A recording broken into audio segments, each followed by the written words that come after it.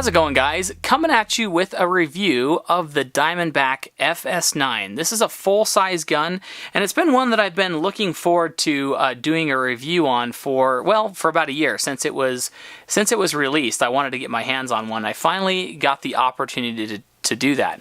This one I picked up secondhand. It was not new. The original owner said that he had about 150 rounds through it that were flawless, no malfunctions at all. And you know, looking at the wear of the pistol, that had to have been about right. I've had 200 rounds additionally through the gun, so this gun's had about 350 rounds through it. And if we take the original owner as at his word, that means that this gun has run completely flawless. Really nice. So reliability of the gun has been perfect. However, there was one failure to fire, but that was, I determined, an ammunition problem because there was a hardy primer strike on it. There was just that the round just didn't ignite. So anyway, that's the track record I'm seeing. But before I get too far into the review, I really want to talk about the overall value of this gun. This gun, my price tested on it was $285. Okay, let's just let that sink in.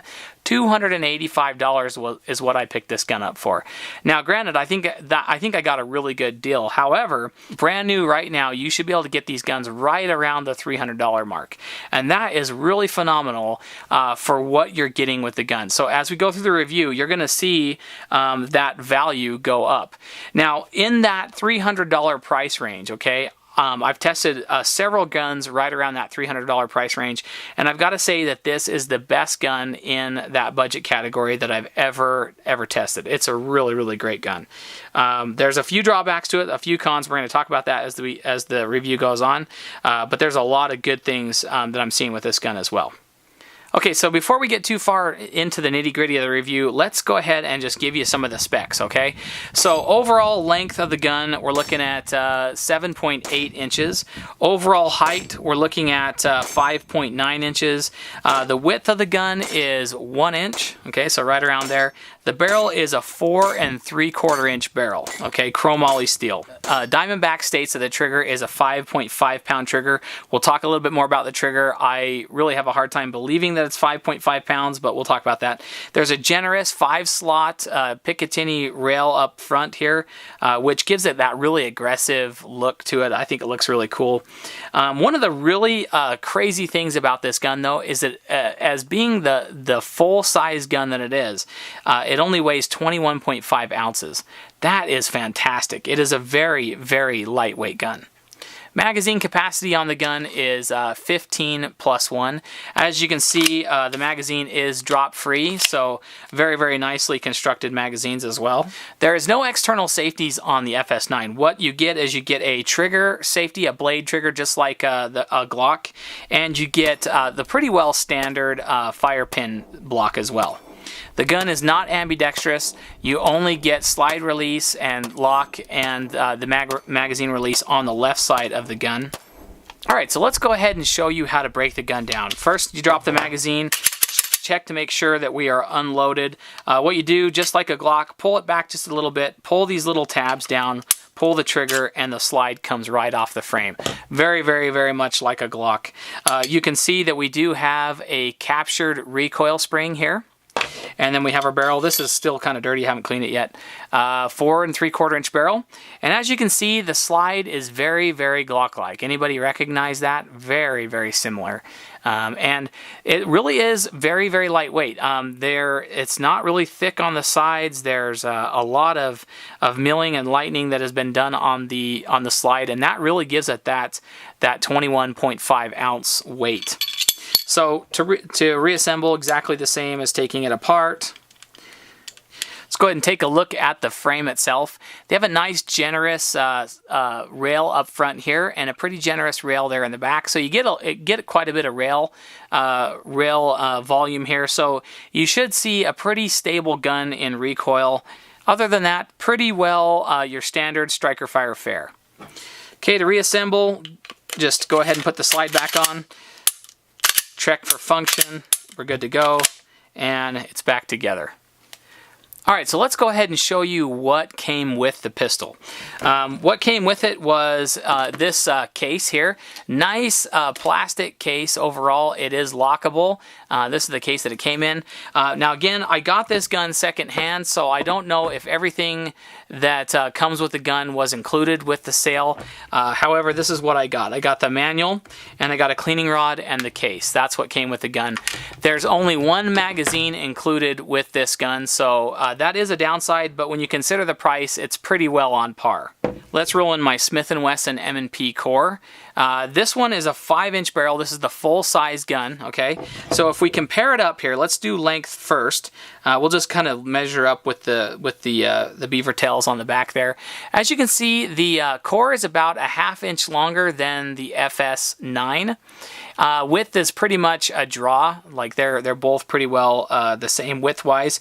However, the FS9 is slightly taller, between maybe an 1/8 and a 1/4 inch taller overall than the M&P core. That is not including the Burris Fastfire on the top, but it is including the base plate of the magazines. Something that's interesting about the FS9 is that the grips are very much similar to the M&P. I'm sure Diamondback took its cues from them. There is no replaceable back straps with the FS9, so what you see is what you get. However, it's very, very similar to a medium-sized grip that you get with the M&P core.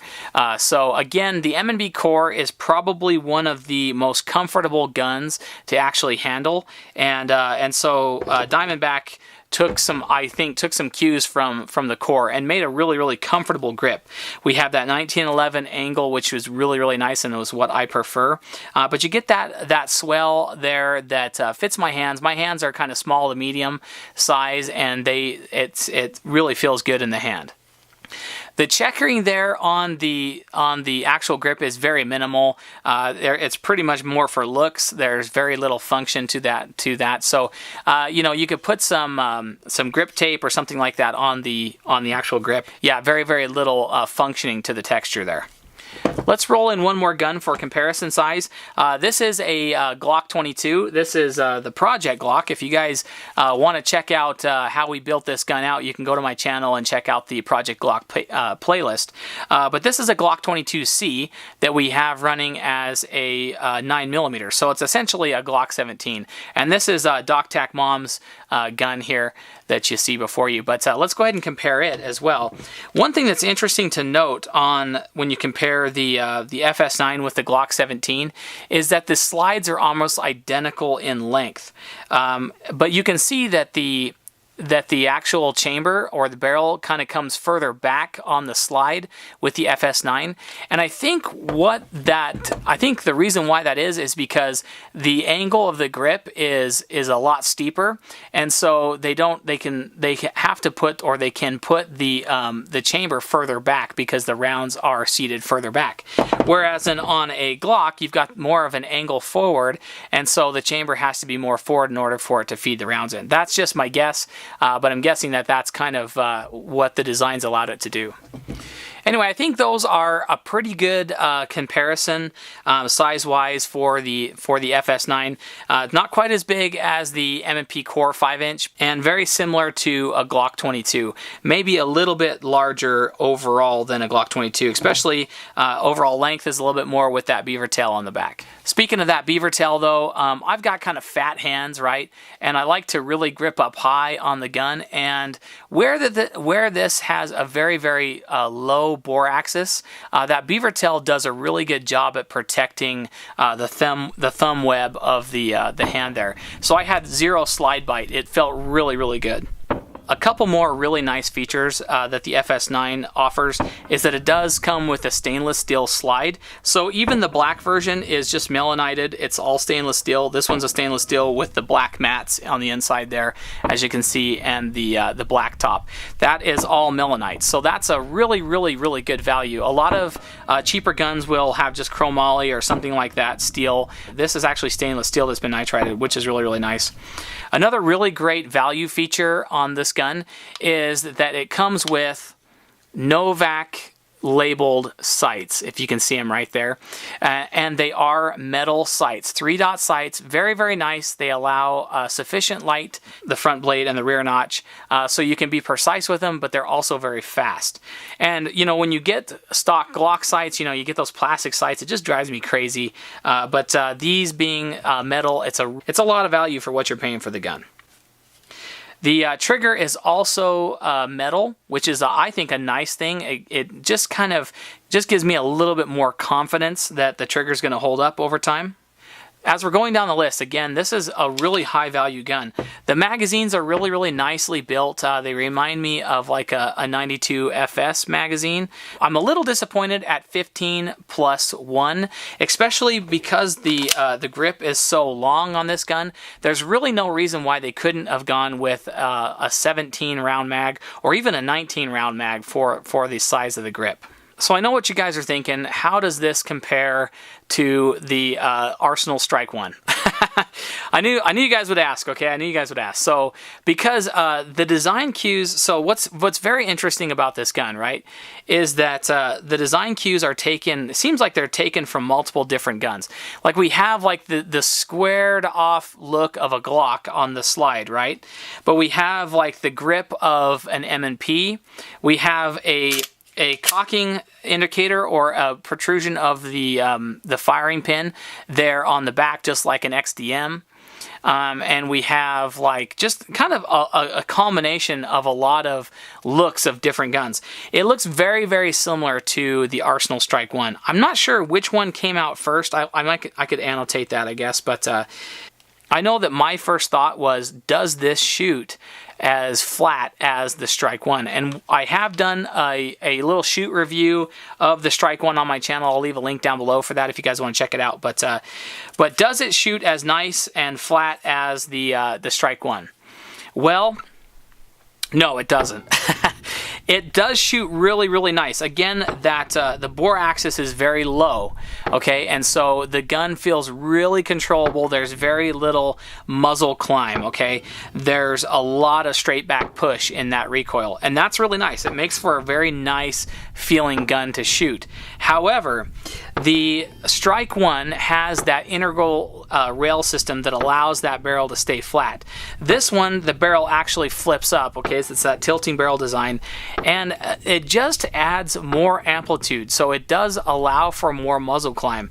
Again, it's really, really, really light recoil, and the recoil is very manageable with this gun, but again, it's not a Strike 1. However, you can't really complain a whole lot about the fact that this costs roughly a third of what a Strike 1 costs. So yeah, and I do like the looks of it. I think the looks are very futuristic, very aggressive. They just kind of have a bulldog look with that Picatinny rail coming down in the front, kind of like teeth.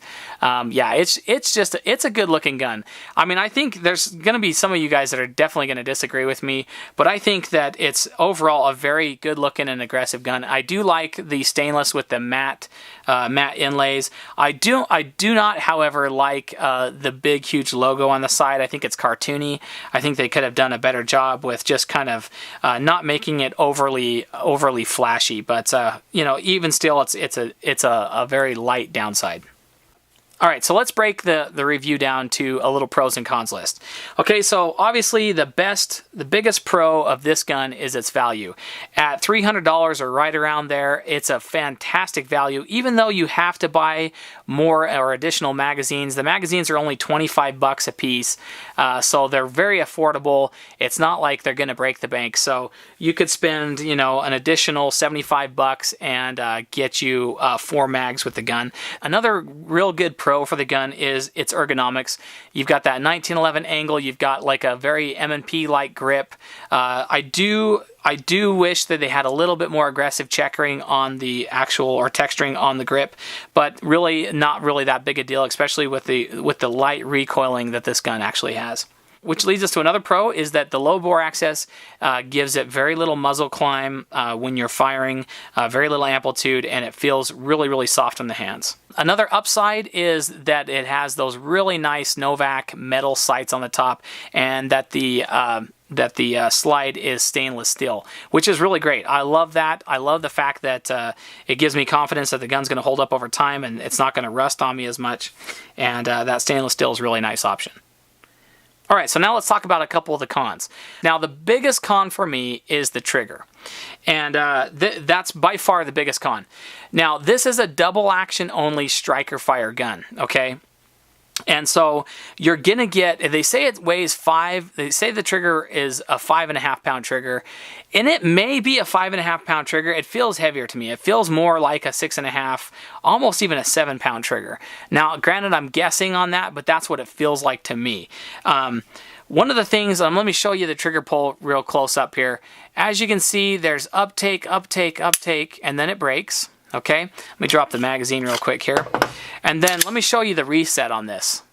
Check this out. There's the reset. Really nice, maybe 1/4 of an inch. And then again, you can re-pull it. As you take the slack up, it's heavy all the way through the trigger pull, all the way through the trigger pull. So it's not like if we drop this magazine here, let me clear that gun. If you look at the M&P, right, you have very light uptake. So you take it up, and then it breaks, okay? So this one runs right around 5.5 pounds, right? Take it up, break. Now, on this one, again, let's double check it here. On this one, it's heavy, heavy, heavy, heavy, heavy, heavy break, okay? So it is a double action trigger pull, and I don't really like it. Now, it didn't really make it hard for me to shoot the gun accurately necessarily, a little bit.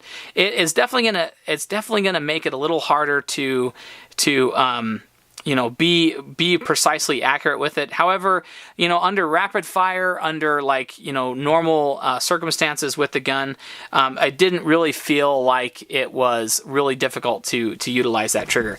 Let's clear this Glock real quick. Okay, and we'll show you the Glock trigger in comparison. Again, take up, break. Okay. This one's got the ghost trigger in it. Take up, break. Okay, and let me show you that one more time. And it's heavy, heavy, heavy, heavy, heavy break. Okay, so yeah, it's not the greatest trigger. It's not a deal breaker, especially for the price range. I'm sure if we see the FS9 taking off in popularity, I bet you anything we'll see a company coming out with a improved trigger over time. I really could see that happening. Another con for the gun is that it is a non-ambi gun, so it only has controls on the left side of the gun. For me, that's not a big deal because I am right-handed, but for those of you out there that like to have an ambidextrous gun, you're kind of out of luck with it. But another downside or another con to this gun is that you cannot shoot plus P ammunition in this gun. If you do, Diamondback says it voids your warranty, so just don't do it. So it doesn't handle plus P ammunition. However, I know that Gun Blast, he tested the gun with plus P ammunition and it ran fine. I don't know how much of an actual risk it is to run plus P in it, but I'm not going to. It's not as big of a downside as it would be if this was a smaller gun. The reason why that is because this has a 4 3/4 inch barrel. So with that long of a barrel length, you're going to get a little extra velocity out of your standard pressure loads anyway. And so I don't really think it's really necessary to run a plus P round in this gun. And you know, like in my core, for instance, I'm running these 147 grain HSTs, and these are standard pressure loads. I'm not running plus P because I get max velocity out of that longer barrel anyway. So it's not that big a deal that it doesn't shoot plus P, but that's something to definitely be aware of if you get this gun. Another downside that we could talk about with this gun, though, is the lack of track record. It's a newer gun on the market. It hasn't been out for a long time, so it's yet to prove itself. However, in my testing, it ran flawlessly for the 200 rounds that I put through it. It's had about a total of 350 rounds without a boggle.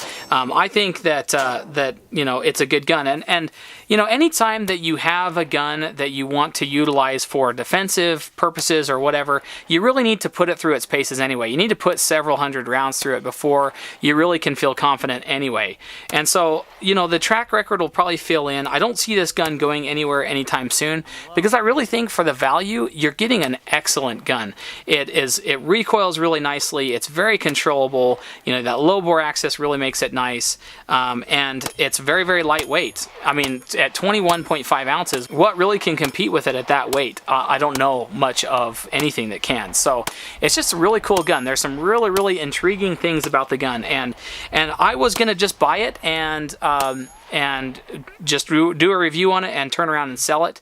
But I think I'm going to keep it. I think I'm actually going to keep this gun and run it some more and see how well it does. So, you know, I'll probably do like a follow-up review later on down the road, you know, once I get a few or several hundred rounds more through the gun. But anyway, guys, yeah, so I mean, I can say right now that I recommend the Diamondback FS9. So if you guys have any questions or comments about anything you've seen in this video, go ahead and leave them in the comment section down below. Don't forget to rate the video if you do like what you see, and don't forget to subscribe to the channel for more videos just like this in the future. Also, you can check us out on Facebook, Instagram, Twitter, and Google+. So yeah, if you guys want to there. So anyway, guys, thanks very, very much for watching, and we'll catch you guys in the next video. See ya.